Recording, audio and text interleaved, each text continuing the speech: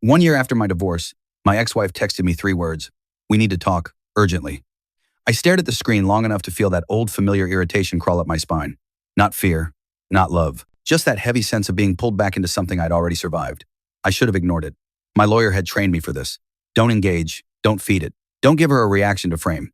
But pride is a stubborn thing at 56. You think you've outgrown it. You haven't. You've just learned to hide it behind silence.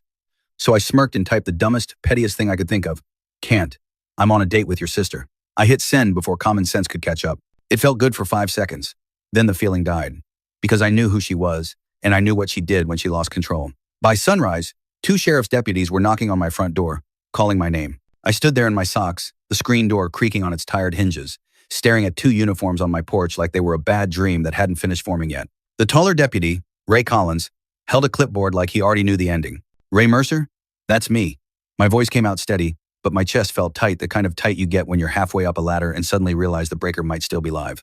Sir, we need to ask you a few questions regarding a complaint filed last night. Complaint. Not a conversation. Not closure. A complaint. The younger deputy didn't look angry. He looked careful. This is about unwanted contact. Harassment. We just need your side. Unwanted contact. Harassment. Those weren't words that happened by accident. Those were words chosen on purpose, words that stick even if nothing else does. Then he asked the question that told me exactly what she'd said. Are there firearms in the home, sir? Any threats made? Any reason she might feel unsafe? Unsafe. That word again, the word that turns you from a person into a problem in one breath. Behind them, a car rolled by slow. Gravel crunched in my driveway. Across the street, Mrs. Keller's curtains shifted, the faint movement of a neighbor watching, without looking like they were watching. The taller deputy wrote something down.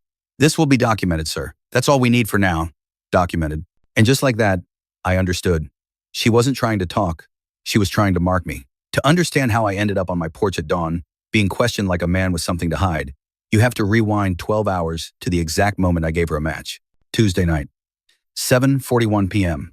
I was at my kitchen table doing what I always did on Tuesdays, adding receipts, checking dates, making sure my numbers match my calendar. Old habit from my electrician days. 30 years around live wires teaches you one thing above all else. Double check everything. Numbers, dates, people. The radio was low. Classic rock. Same songs every night. Something about that predictability felt like a hand on my shoulder. The house was quiet. Too quiet sometimes. Divorce doesn't just change your relationship. It changes the sound inside your walls. My ex-wife, Karen, and I had been married 25 years. Long enough to build a life. Long enough to believe you know someone. Long enough to be wrong. The divorce was final 1 year ago. Montgomery County Courthouse. Gray morning. The kind of day that feels like a photograph with all the color drained out. She walked away with the newer SUV, half my pension, and that calm face she saved for public moments, like she'd just won something important. When my phone buzzed that night, I knew who it was before I looked. We need to talk. Urgently. 8 words. My jaw tightened. I stared at the screen and felt the old reflex, the tug to respond, to defend, to fix, to argue, to be pulled back into her orbit. I typed my reply. I hit send. And in the exact second it left my phone, I knew I'd made a mistake. Because Karen never texts urgently unless she needs something signed. The truth was, I really was going out. Linda Harper was waiting for me at a diner off Route 4. The kind of place with cracked vinyl booths, sticky menus, and coffee that tastes like it's been thinking too long. Linda was Karen's younger sister, 3 years younger. Sharper eyes, quieter mouth. This wasn't a revenge date. It's important to say that. Linda reached out months after the divorce with one simple message. You didn't deserve how that ended. We started with coffee, then another. Then dinner, 2 people comparing notes on the same storm. When I walked in, the smell of fried food and burnt coffee hit me like always. Linda was already in a booth, hands wrapped around a mug like it was keeping her steady. You look tense, she said. Long day, I replied, sliding in across from her. She studied my face like she was reading something underneath it. Karen texted you, didn't she? I nodded. She texted me too, Linda said. Something about you losing it. I snorted, but it wasn't funny. Funny how urgent things get when they're not in control anymore. We ordered meatloaf and iced tea. For a little while, we talked like normal people: work, weather, the price of groceries, the kind of things you talk about when you're trying to build a life that doesn't revolve around someone else's moods. Linda laughed at something I said. A real laugh. And for a moment, I forgot Karen existed. That was the last peaceful moment I'd have for a while, because while we were sitting under diner lights pretending life was normal, Karen was building a story. When I got home that night, my phone was lit up, missed calls, unknown numbers, a voicemail from a number I recognized but didn't want to hear. I stared at the screen. I could have listened. I could have called my lawyer. I could have done something smart.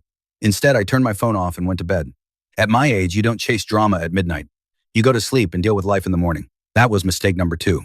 Because in the dark, while I slept, she had time to call people, time to post something vague, time to frame the first sentence of the story before I even opened my eyes. By the time I woke up, she already had an audience. Wednesday morning, 6:12 a.m. The knock was firm, controlled, professional. Not a neighbor, not a delivery. I pulled on jeans, slid my feet into socks, and opened the door. 2 deputies, brown uniforms. One older, one younger. The older one smelled faintly of aftershave and cold air.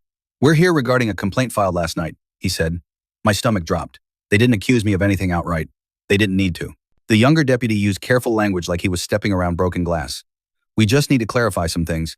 Texts, contact, your relationship with your ex-wife." I answered calm, short, boring. "Yes," she texted. "Yes," I replied. "No, I didn't threaten anyone. No, I didn't show up at her house. No, I don't want contact." They asked about Linda. That part made my skin tighten. My dating life wasn't illegal, but it was ammunition. When they finally stepped back toward their cruiser, the older one wrote something on his clipboard. "This will be documented." Across the street, Mrs. Keller's curtain twitched again. I watched the cruiser pull away and realized something sharp and simple. In a small town, you don't need charges to damage someone. You just need suspicion. And suspicion spreads faster than truth. By 8 o'clock, I turned my phone back on. 3 new texts from Karen. I didn't open them. Instead, I called Eddie Rourke. Eddie and I worked side by side for 20 years, pulling wire in factories, schools, hospitals. He retired a year before I did, and somehow looked 10 years younger for it. He picked up on the second ring. "Ray, you sound like hell. Got a minute?" "You always got a minute." I told him about the deputies, about the complaint, about Karen. There was a pause on the line, the kind where you can almost hear a man's brain doing math. "You got a lawyer?" Eddie asked. "Had one for the divorce? Haven't talked to her in months." "You need one now," he said. "And not some billboard clown. Someone who understands how small-town messes actually work." He gave me a name. Darla Quinn. Sharp. Doesn't scare easy. Doesn't let people bluff. Darla's office sat between a closed nail salon and a dry cleaner that always smelled like starch and old perfume. The sign was simple. No slogan, no smiling stock photo. Inside it was quiet paper smell, copier hum, burnt coffee lingering in the air like it had given up trying. Darla listened while I spoke the text, the date, the deputies. She took my phone, read Karen's message twice, then leaned back. "This isn't about your feelings," she said. I blinked. "Then what is it?" "Pressure," Darla said. "She's creating a record." She tapped my screen with her finger. "She wants you reacting. Angry texts, defensive calls. Anything she can point to later and say, 'See.'" I swallowed. She asked to talk. Said it was urgent. Darla let out a short laugh. They always say urgent when they need something signed. That sentence stopped me cold. Then she asked the question that changed the air in the room. "Has Karen asked you recently for a favor? Anything paperwork related?" My brain went back a week. A voicemail. Soft voice. Almost friendly. "Just need to clear something up. Should be quick." I hadn't called back. "I think so," I said. Darla nodded like she'd expected it. There it is. She laid out rules like a checklist. No more direct contact. Everything through me. No explanations to neighbors. No posts. No defending yourself online.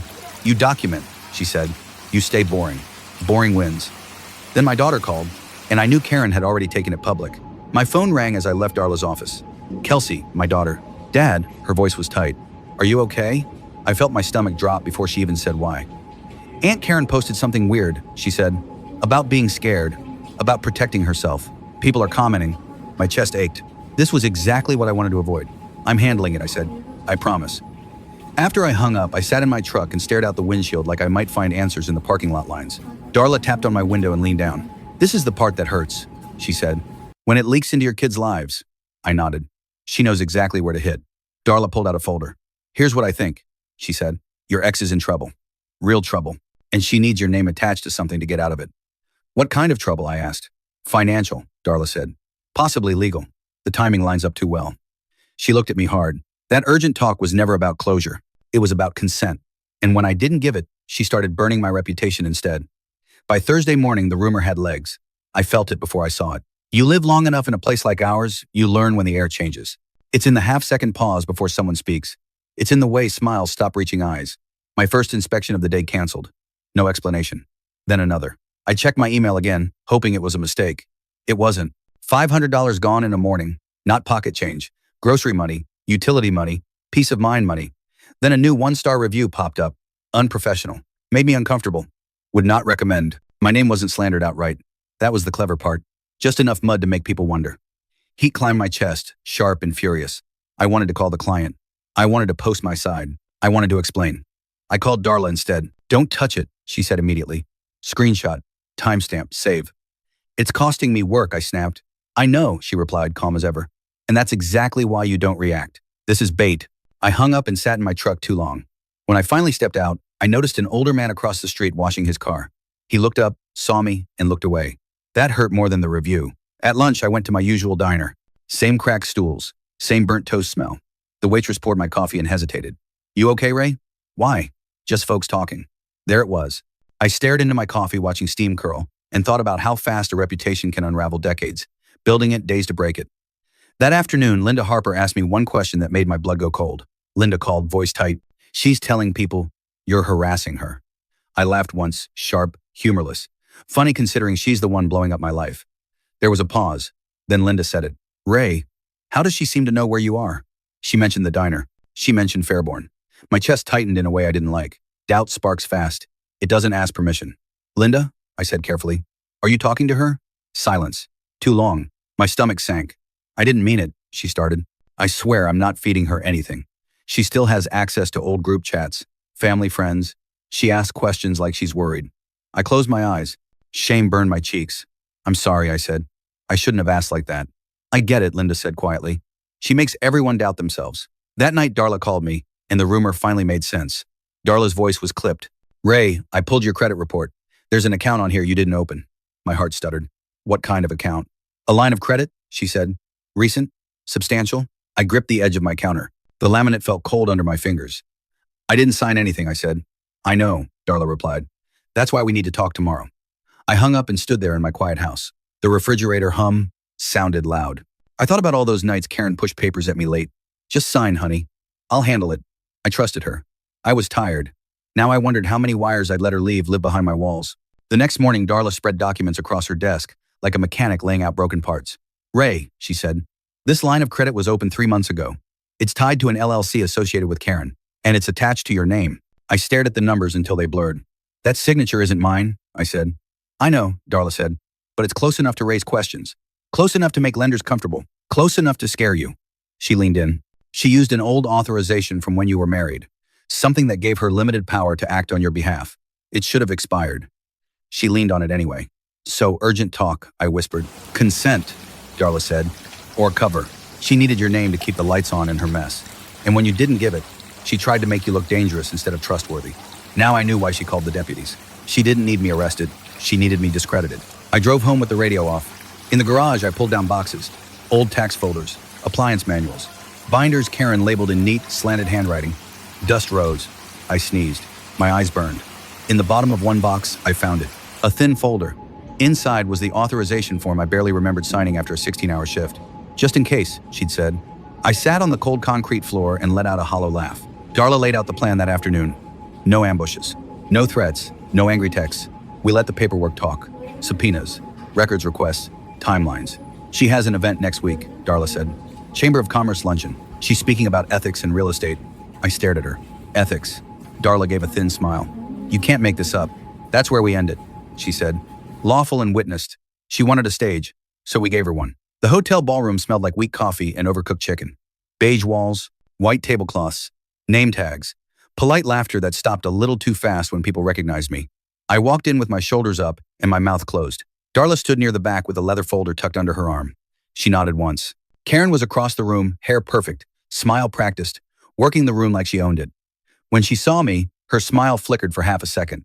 Then it returned sharper. She turned away. The chamber president stepped up, cleared his throat, thanked sponsors, made jokes that landed politely, then introduced Karen as an example of integrity in local real estate. Something twisted in my chest.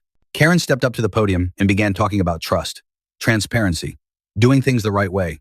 Every word felt like sand in my teeth. Darla leaned toward me. Wait. Karen paused mid-sentence for a sip of water. Darla stood. Excuse me, she said clear and professional. I am attorney Darla Quinn. I have documents that must be formally presented. The room went quiet. Paper rustled. Chairs shifted. Karen froze. What is this? She asked, voice tight. Darla walked forward and placed the folder on the podium. One page, then another.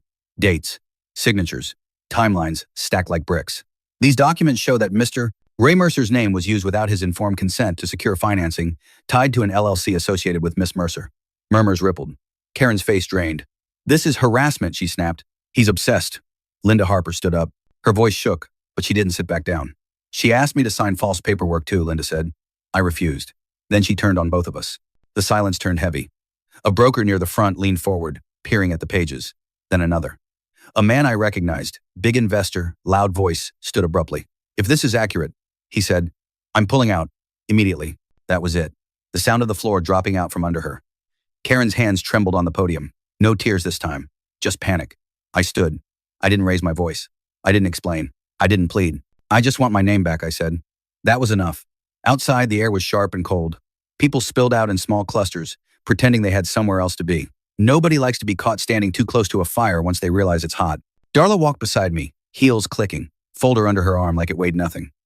Linda trailed behind, arms folded tight across her chest. I made it halfway to my truck before Karen's voice cut through the air. Ray. I didn't turn right away. Old habits die hard. I turned. Karen came out fast, heels slipping slightly on concrete. Her realtor mask was gone. How dare you, she hissed. You came in there to destroy me. Darla stepped forward. Miss Mercer. Any further communication with Mr. Mercer goes through my office. Karen ignored her. Do you have any idea what you did? You humiliated me. I let out a slow breath. My heart was still racing, but it wasn't panic